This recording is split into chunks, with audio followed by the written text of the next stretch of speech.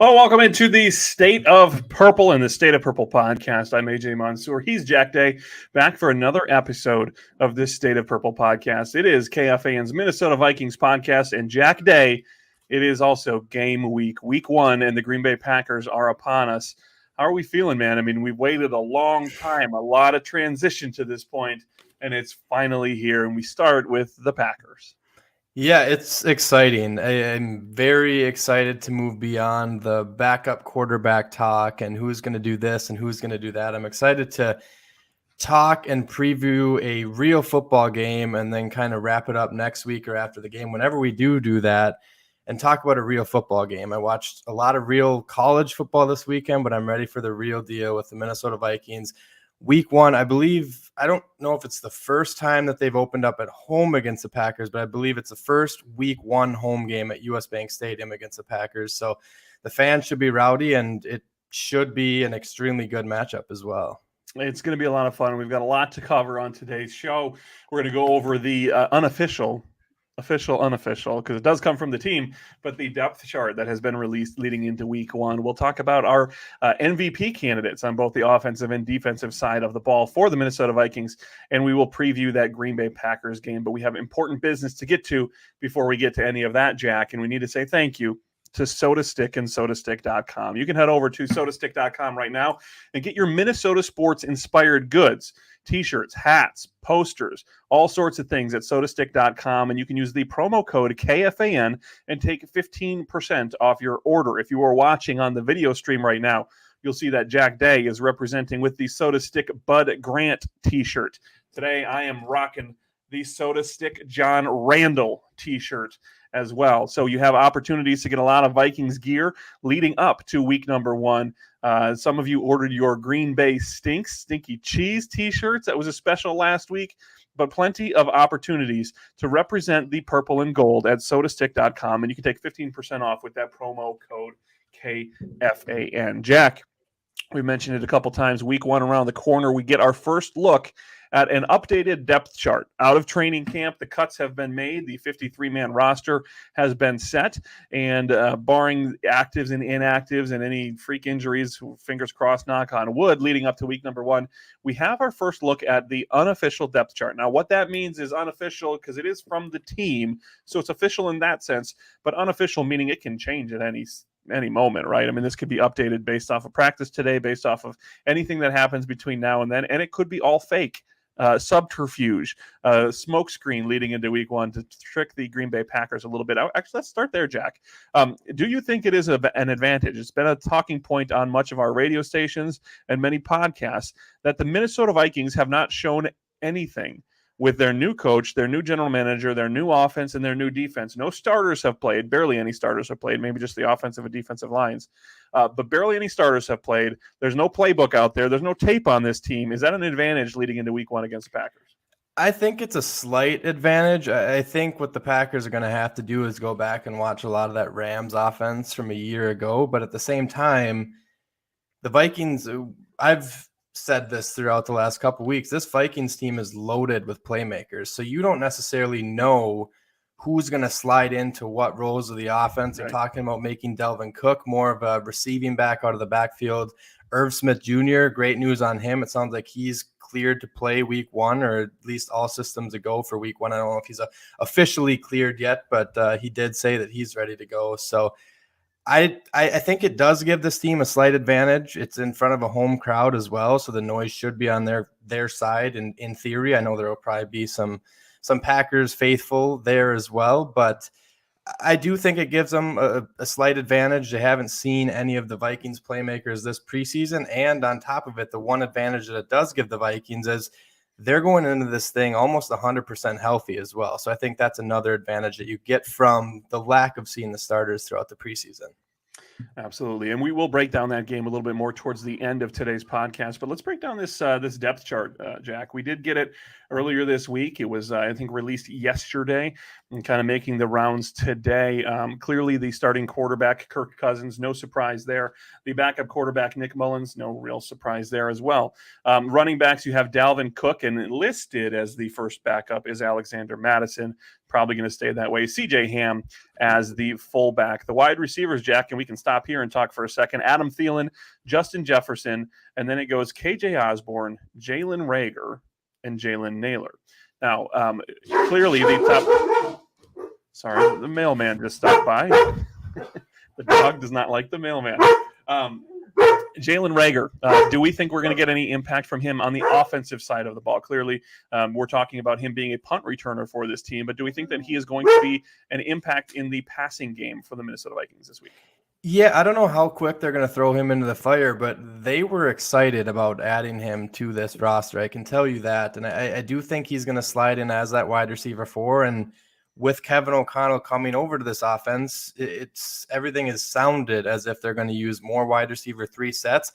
I have a hard time believing if they're running a lot more 3 wide receiver sets that Jalen Reagor doesn't get on the field on the offensive side of the ball, at least for 10 or so snaps. I mean, we know what he is. He is a gadget guy. You can do a jet sweep with him. He's a playmaker. You can get the ball in his hands, and I'm not going to say the Vikings are going to know if they won or lost that trade after week 1 of Jalen Reagor, but the punt returning battle throughout camp was a worrisome spot. And knowing there's somebody like a Jalen Reagor who can kind of come in, and I'm not going to say he's sure-handed because he's had his share of muff punts in the NFL as well, but he's more promising. He has more upside and he has more experience at the punt returning position. So I was actually on the side of that trade where I liked it. I know there's a lot of people that disagree with me on that, but I'm excited to see him with a fresh start here in Minnesota. And I think, we've seen it in years past. I've seen some articles talking about, is it the next Chris Carter? I'm not ready to go quite that far,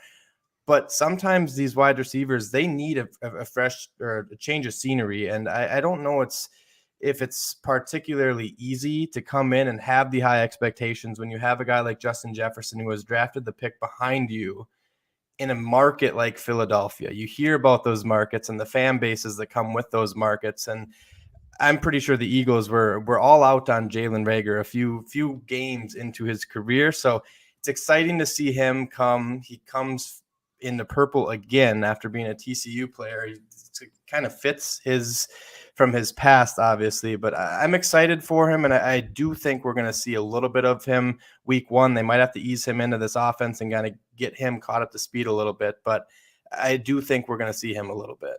Yeah, there certainly will be some easing in, and I don't want to get too outlandish with our expectations, but I do think that this might be a good fit for him. A little more structured quarterback, an offense that is a little more pass heavy, not leaning on the run or the mobility of the quarterback like Philadelphia might. And I think that if there was a place to get out from under the pressure of being drafted in front of Justin Jefferson, it might be just to come to be a teammate with Justin Jefferson.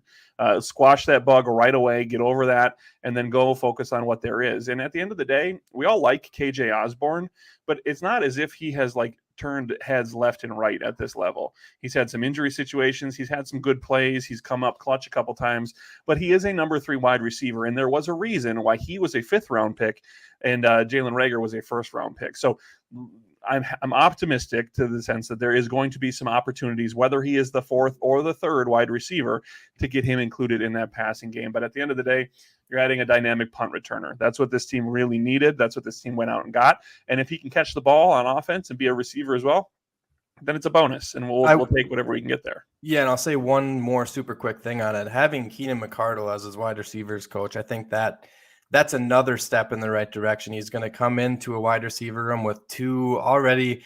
I don't know where everyone wants to put Adam Thielen, but I'll comfortably say 2 top 20 wide receivers in the NFL. I think that's fair with Adam Thielen. He's a proven veteran. Justin Jefferson, I think it's 1A, 1B going into this season with him in the top 2. So he has a loaded wide receiver room around him, and he also now has a great coach at his position as well. We'll continue through this depth chart on the offensive side. Tight end, Irv Smith Jr. gets the starting slot. Your tackles, Christian Darrisaw and Brian O'Neill, appear to be a strength for this team. And then your interior offensive linemen, this might be where the question marks are, Jack. Ezra Cleveland, your left guard. Garrett Bradbury, your center. And Ed Ingram, your right guard. All of those guys, whether they are inexperienced or struggling or undersized, have had some question marks put around them. Of those 3, Cleveland, Bradbury, and Ingram, who concerns you the most in that interior of the offensive line? That's a tough question because I want to say Bradbury, because we've kind of seen the struggles throughout his career, and this coaching staff is buzzing about Ed Ingram. That's very hard. You put me on the spot with that one, but I think I would go with Garrett Bradbury just because we've already seen his struggles. I'm optimistic that Ed Ingram has a chance. They brought in Jesse Davis and then traded Jesse Davis, and it was kind of at the beginning of training camp, it seemed like that was his spot to lose. And then Ed Ingram took over that spot. And then they felt comfortable enough with Ed Ingram that they traded Jesse Davis to the Steelers. So I think the correct answer for that is Bradbury. But again, a rookie right guard after that position kind of being a revolving door over the last couple of years. Hopefully it's going to be better, but we just don't know yet. I think if there was a right answer, I think that you got the right answer there. So I did drop that one on you unannounced, but I think you handled it pretty well. Off to the defense. So I'm sorry, just one new starter on that offensive side of the ball. I'm sorry, but where are my notes? The only new starter, yes. Irv Smith is on pace to start for week number 1, like you mentioned. So Ed Ingram gets that opportunity to step in there and have a big role on the defensive side of the ball, though. Obviously, switching from a 4-3 to a 3-4, there are a lot of moving pieces. We're going to start with those defensive ends, the quote-unquote defensive ends. Again, this is new to us, right? These are the 3 front guys on the outside, the 2 front guys on the outside of the 3, Dalvin Tomlinson and Jonathan Ballard. And then your nose tackle in the middle of that 3 is Harrison Phillips. Your outside linebackers, your pass rushers, Daniil Hunter and Zadarius Smith. Your inside linebackers, Eric Kendricks and Jordan Hicks. And then your cornerbacks, Patrick Peterson, Cameron Dantzler. And your safety, Harrison Smith and Cam Bynum, actually. Not Lewis Cine, but Cam Bynum. Jack, there are a lot of moving parts on that defense there. We will talk about our potential MVP candidates. If the Vikings are to make the playoffs and go far, who needs to be the MVP on either side of the ball? But when you look at this defense, talk to me about some strengths and talk to me maybe about some weaknesses. I think the front 7 is going to be the strength of this defense. And the one kind of question mark for me, and I shouldn't say question mark, it's not overly surprising to me, but Jonathan Bullard at that spot, I wasn't expecting. If I were to write a 53-man roster prediction in June or July, I would not have had Jonathan Bullard slotted in as the starting defensive end.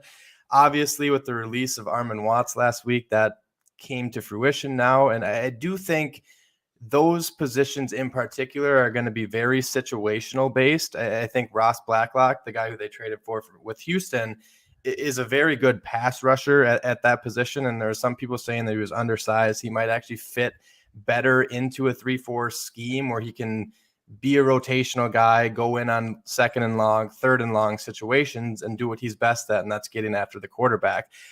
I think the scariest part is the secondary, and it's not necessarily the safety positions. I'm excited to see what a year 2 Cam Bynum looks like. I don't think that is anything worth worrying about for Vikings fans. That Lewis Cine isn't listed as the starter quite yet. I know there are some of you out there that want to panic on the state of the draft class. It was the same thing as the 2021 draft class, and hey, maybe you were right on that draft class, but it's way too early for me to hit the panic button on Lewis Cine. I do think we're going to see, similar to what I was saying along the defensive line, I think there's going to be some situations where they might have some 3 safety looks where we see a little bit of Lewis Cine early, might not take over that starting role early on in his career, early on in this season, but he still has a lot more upside. Like you said earlier with Rager, there's a reason that Lewis Cine was looked at as a 1st-round pick, and Cam Bynum was a 4th-round cornerback that transitioned to the safety position. So one thing I will say that was interesting to me, and PA was actually talking about it this morning, was Andrew Booth is listed behind a Caleb Evans on the depth chart. I know Andrew Booth is dealing with some sort of ankle injury, but there's been some rave reviews of Caleb Evans. He was the one who, I've said this probably 3 or 4 times over the course of the last month already, but he was the prospect that Kwesi Adofo-Mensah alluded to, watching in the dark and saying, hey, I don't know what the rest of the NFL has seen. We really like this guy. So they had high expectations for him, and it sounds like he had a good enough camp to solidify that backup spot. Again, I don't know how much it has to do with the ankle injury to Andrew Booth, but it's promising for the 4th-round rookie out of Missouri. All right, Jack, the Vikings, if they are to make the playoffs, okay, win the division, sneak in via the wild card, however they do it, if they're going to make the playoffs and make a run, I want to talk about who we think on the offensive and defensive side of the footballs need to be their MVP, who needs to step up and have a solid year to carry them to that sort of success. So let's start on the offensive side of the ball. There are many options here. There are some options that are being talked about for real MVP in the league this year. But if you are looking at this roster right now, before the season starts, who is the one player that needs to ball out this year for that Vikings offense to get rolling? I went with the most obvious answer and the easiest one, but it's too hard for me not to say this. It has to be Kirk Cousins. We know, as watching this team over the last couple seasons, we know the ups and downs that he can have. Everyone remembers, I don't know if it was last year or 2 years ago now, but that Atlanta Falcons game where he came out week one and threw I think it was three, possibly four interceptions, and it was rough. And again, you and I have been Kirk defenders on this show. I think more often than not, we have an agreement upon where we would probably rank him in terms of other quarterbacks across the league. But the Vikings offense, you know what you have in Dalvin Cook. Dalvin Cook is a top 3, top 5 running back in the NFL. And then Justin Jefferson and Adam Thielen, it's a three-headed monster with those three. And I think they're all going to get peppered with targets throughout the entire season, barring injury. It has to come down to Kirk Cousins delivering the football and getting his team in the best situations to win. And I'm not going to necessarily knock him in years past. There was kind of some struggles on the defensive side of the ball, the offensive line. There's always kind of been a reason or an out for the Kirk Cousins stands to say, well, look at this. This wasn't great for him.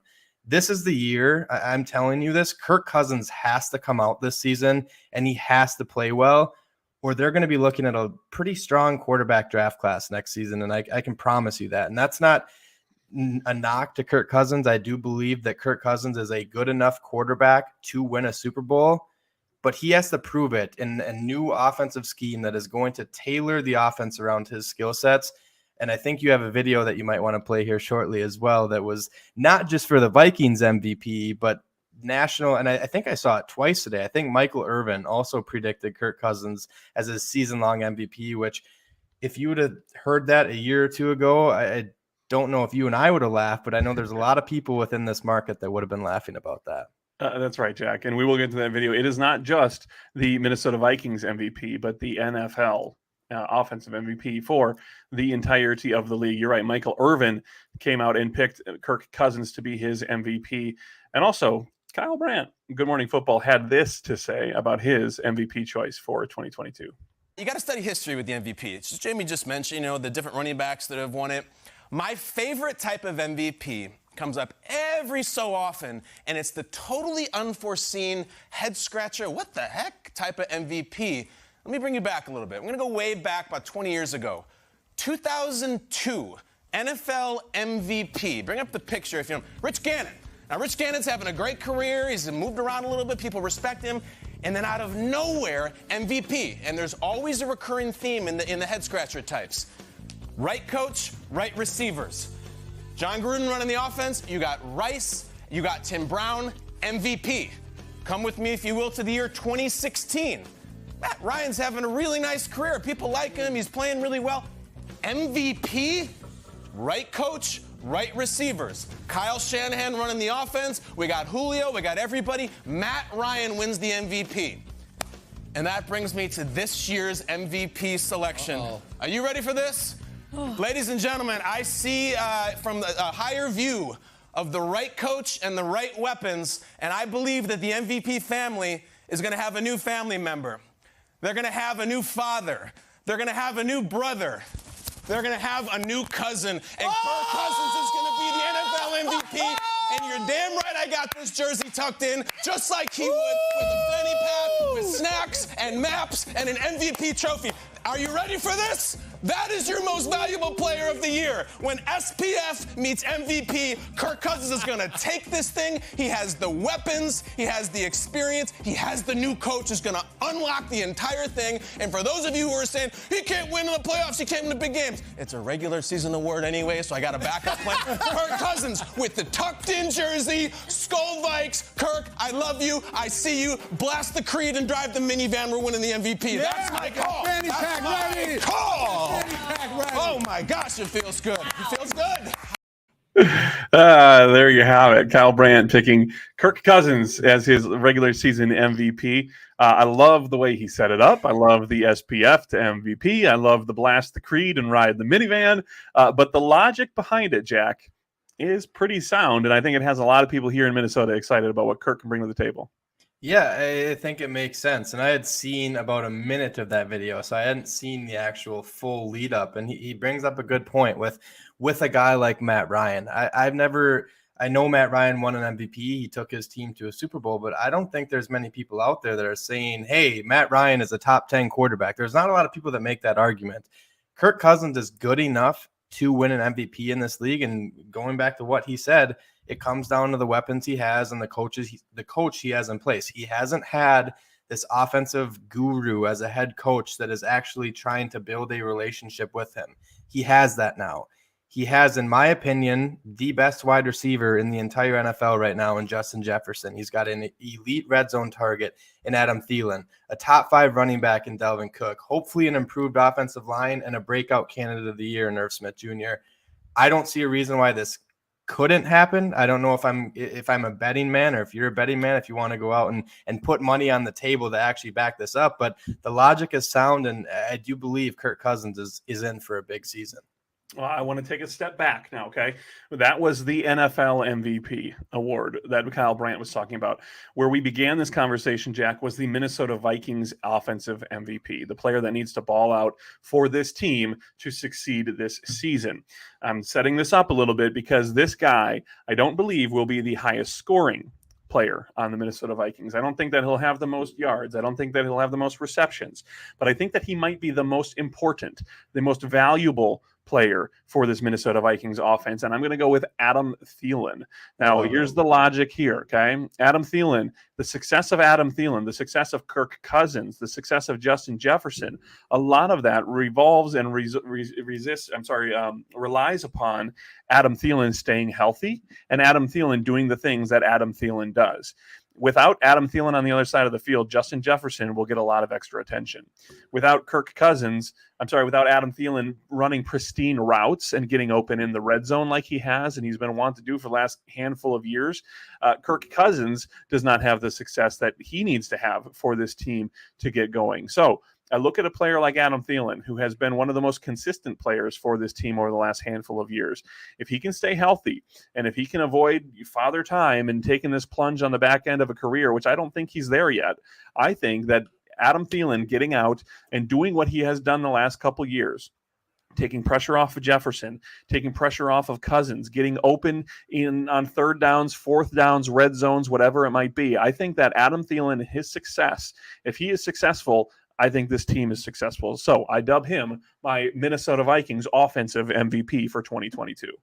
Yeah, I love that. And reminder to the viewers out there, Cooper Kupp was getting his name thrown in there with Calvin Johnson last season because of the season he had. The Vikings have one player on their roster that has ever been up in that category, and that is Adam Thielen. So I'm excited to see what he can do in a new scheme, and that was when he was, I believe, 8 or 9 consecutive 100-yard receiving games. I don't remember the exact number, but that was the category that he was in with Megatron. So I love the pick, and I do think it comes down to him having a healthy season, because if Adam Thielen plays in 15, 16, 17 games, I already said this a few weeks ago, I think this offense produces 2 1,000-yard receivers, and with his red zone ability, he's just too important for this team down there. And anybody who's been doing fantasy drafts has seen him going way too late in fantasy draft. I think you called him potentially a top 20 wide receiver. That's not where he's going right now in fantasy draft. So if you have a fantasy draft left, day and a half before the season starts, consider Adam Thielen as one of your sneaky late picks in your draft. Let's flip over to the defensive side of the football, Jack. I'm going to start with my guy first on this one. A little bit off the beaten path, but when we do see this team transition from one defense to another, the importance and the important positions change a little bit as well. So I'm going to put my number one MVP defensive side for the Minnesota Vikings on Harrison Phillips, the nose tackle. A lot of experts will tell you that the nose tackle is one of the more important, if not the most important positions on a 3-4 defense. You're eating up blocks. You are keeping your linebackers clean so they can run to the football and make the tackles. You're taking attention off your outside rushers, and you're stuffing the run and potentially putting some pressure on the quarterback as well up the middle. If this back end, you talked about the front seven being the strength of this defense. If the back end, the defensive backs are going to have success, and we have some question marks about their experience, their age, those sorts of things. If they're going to have success back there, it's largely going to be because the front seven will have success. And if that front seven has success, it's largely due to the success of the guy in the middle, Harrison Phillips. Yeah, I actually picked one. I do like that pick. I think Harrison Phillips had a great camp, and I think he's going to be a piece to this defense that we haven't really had the past couple seasons. The Vikings' identity, it's the purple people eaters. It's the big guys up front. That's what it's been if you go back to the 70s. It's what it's been throughout my childhood as well, with Jared Allen getting after the quarterback. I like that pick, and I'm sticking with, I guess it's a 3-4 defense now, so I don't know if you technically consider him a D lineman or an outside linebacker. My pick is Zadarius Smith, and I think I actually had it written down that it was both Zadarius Smith and Danielle Hunter, but that's kind of cheating. So I want to go with Zadarius Smith because he has the experience in a 3-4 defense. I think Ed Donatel is going to move him around. We're going to see it this weekend against the Packers. And on top of it, Danielle Hunter has not played in a 3-4 defense throughout the course of his career in the NFL. Having a vocal veteran like Zadarius Smith on the roster that can kind of show him his top 10, top 15 pass rushing skill set from a 2-point stance. I know we're going to see Danielle Hunter in a 3-point stance at times as well, but giving him some tips and tricks after watching him cause havoc against the Vikings in years past, I'm excited to see 55 in purple instead of the green and gold. And I think if he has a successful season, if him and Danielle Hunter can have a successful season, it makes that question mark, their job, a little bit easier. That secondary, it makes things a little bit easier if you can start getting to the quarterback quicker and getting in the head of the quarterback. It doesn't even it's not just sacks. It's getting hurries and getting pressures on opposing team quarterbacks. And I think having a player like Zadarius Smith paired up with Danielle Hunter when he hasn't really had that true dominant force opposite of him, probably since prime Everson Griffin, I'm excited to see it because I really believe that this could go down as one of the top pass rushing duos in the NFL if they can stay healthy. Well, there you have it, Jack. Adam Thielen and Kirk Cousins on the offensive side of the ball, Harrison Phillips and Zadarius Smith on the defensive side of the ball. If those guys ball out, the Vikings should have success. You can go tell your friends, you can steal our takes, book it, write it down, use pen, not pencil. Those are going to be your MVPs for this Minnesota Vikings team, assuming that they win. But that all starts this weekend with week number 1, Jack, a big game against the Green Bay Packers at US Bank Stadium, the 3:25 game. You have a home game. You have your rivalry week right off the bat, and you might have some advantages because you have a bunch of new stuff coming to the table. Specifically, let's take the season off the table. We're going to look right at this game here. If the Minnesota Vikings are going to beat the Green Bay Packers, what has to happen?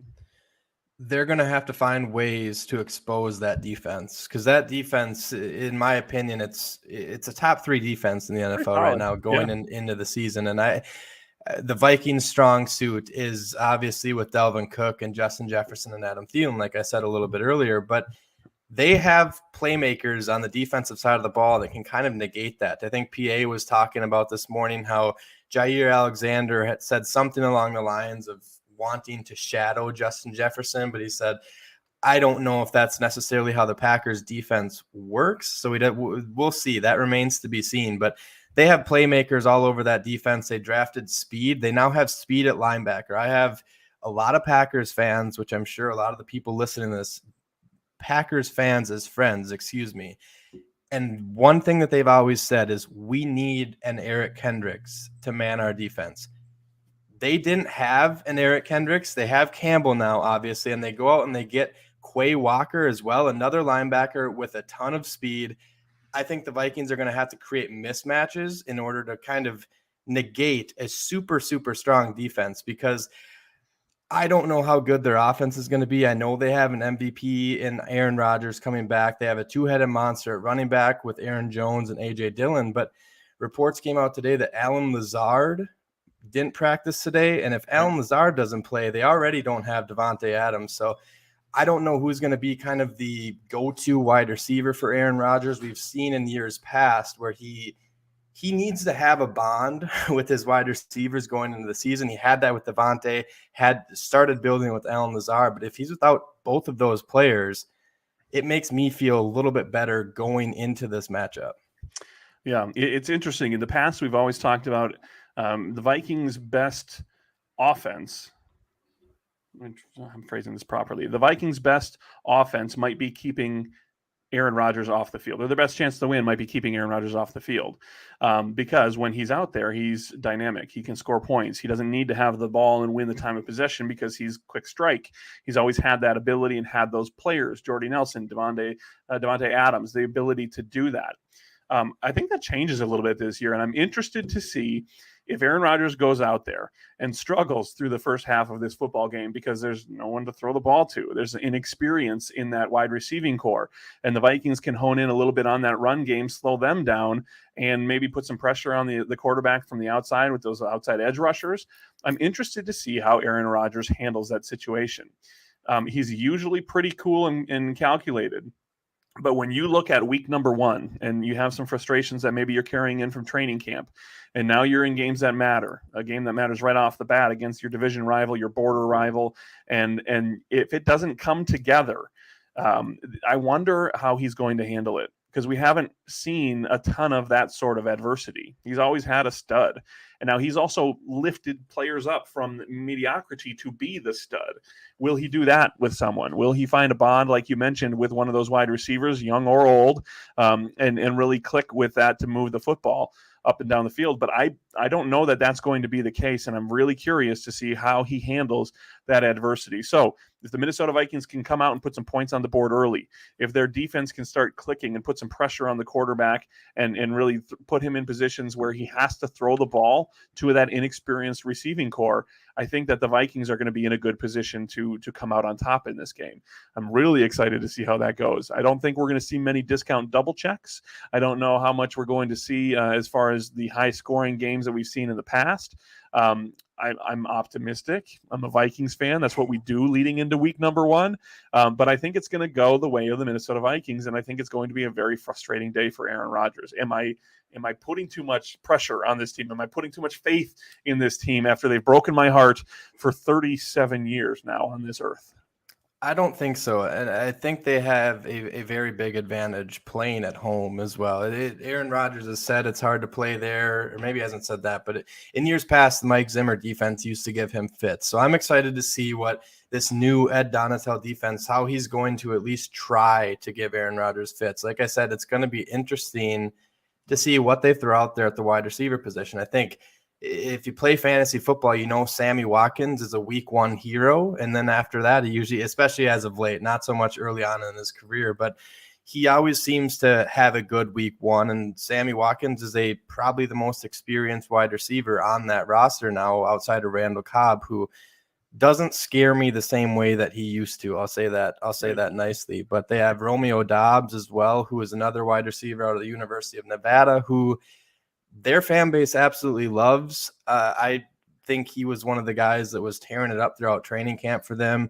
But again, it remains to be seen. Aaron Rodgers, this was 2 to 3 weeks ago, he came out and was talking about how they need to find rhythm in that wide receiver room. And it's important for a guy like Aaron Rodgers to earn, or for the wide receiver to earn the trust of Aaron Rodgers. And I don't know if that's necessarily happened yet. And I'll go back to my MVP prediction on the defensive side of the ball. I am so excited to watch Zadarius Smith to try to feast off of his former teammate, Aaron Rodgers. And I know him and Daniil Hunter, there's kind of been some stuff circulating social media where they've been working on some new sack celebrations. So I'm excited and hopeful that we get to see that. And I am on board with you. I think the spread now has moved to 1.5 in favor of the Packers. If I'm a Vikings fan, if I'm a bettor in general, I'm hammering that.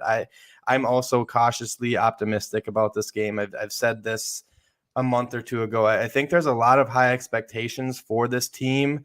Sometimes you have to kind of pump the brakes with a new regime coming in, a new head coach coming in the building. But Kevin O'Connell has come in, said and done all of the right things. And now all he really has to do is put that product out on the field. And if he gets a week 1 win against the Green Bay Packers, there's going to be a lot of Vikings fans with a lot of buzz going into week 2 and Monday night in Philadelphia, which It's a tough start to your season. And I think if the Vikings can find a way to start 1-1, this fan base has a lot to be excited for.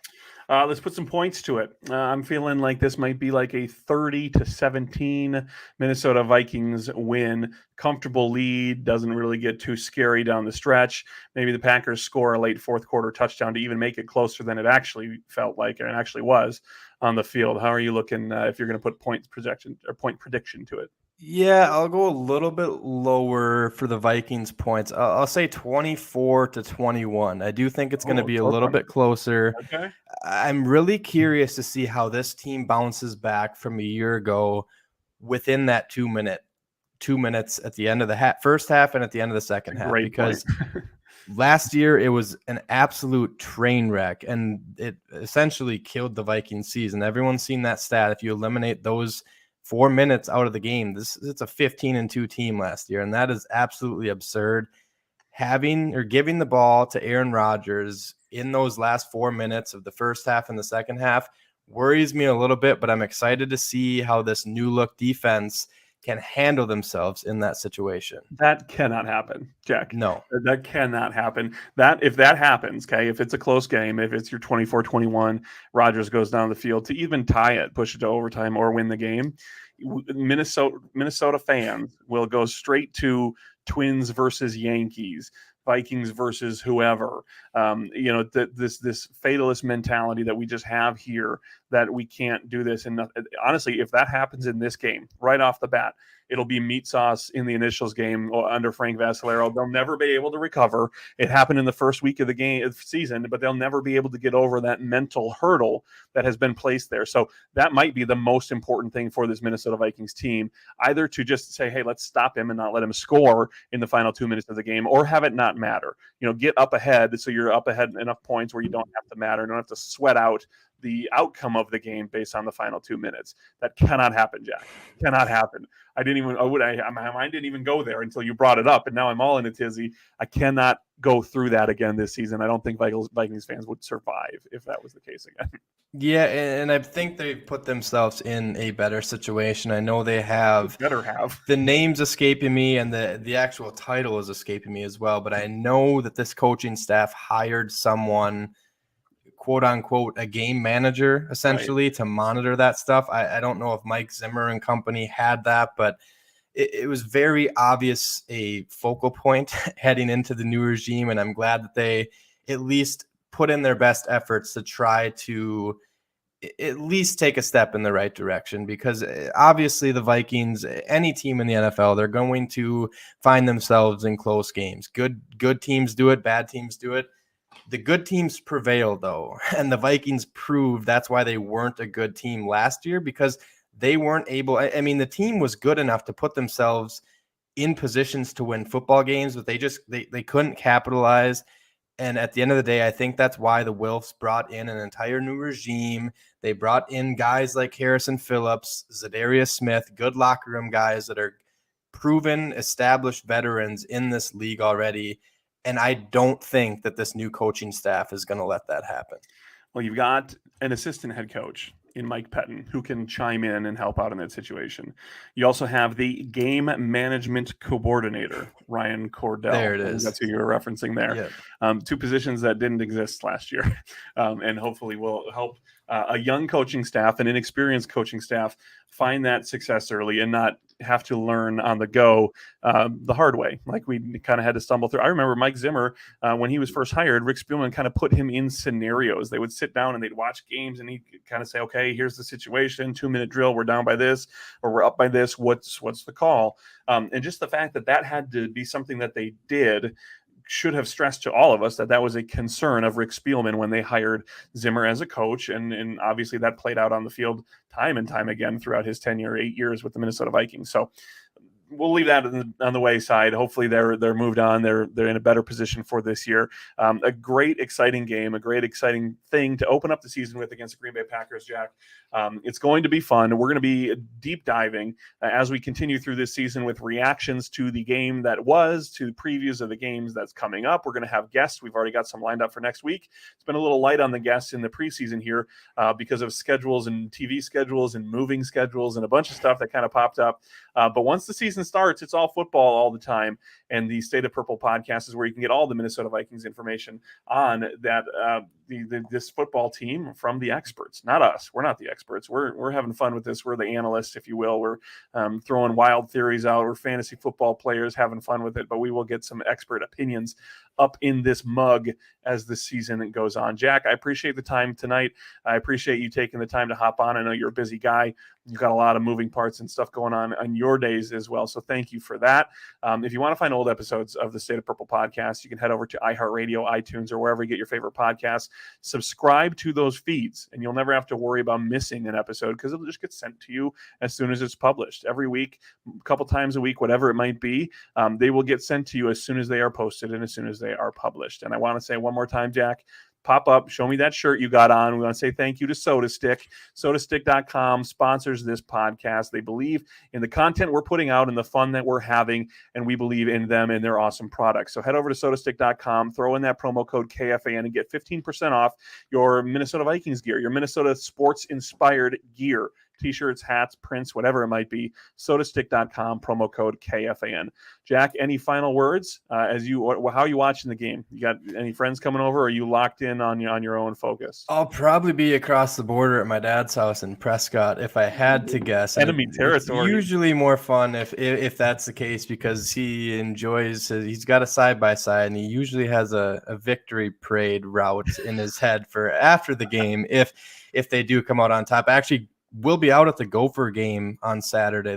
This coming Saturday as well. Nice. So I'm looking forward to that. The last one I was at was that Penn State game where we got to storm the field. So hoping, I don't think it's going to be quite as entertaining because it's a far lesser of an opponent, but I'm looking forward to watching some football outdoors because it's been a while since I've done that as well. Should have some good football in this town as fall comes this way. So that's an exciting thing. So thank you, Jack Day. Thank you, KFAN. Thank you, Chad Abbott. Thank you, SodaStick. Thanks for viewing and participating in this stream as well and listening to this podcast. It's always fun. And Minnesota Vikings football. We're here, Jack. It's fun stuff. We'll see you next week, and we will talk about the Minnesota Vikings and Green Bay Packers, hopefully a purple and yellow victory. See you later.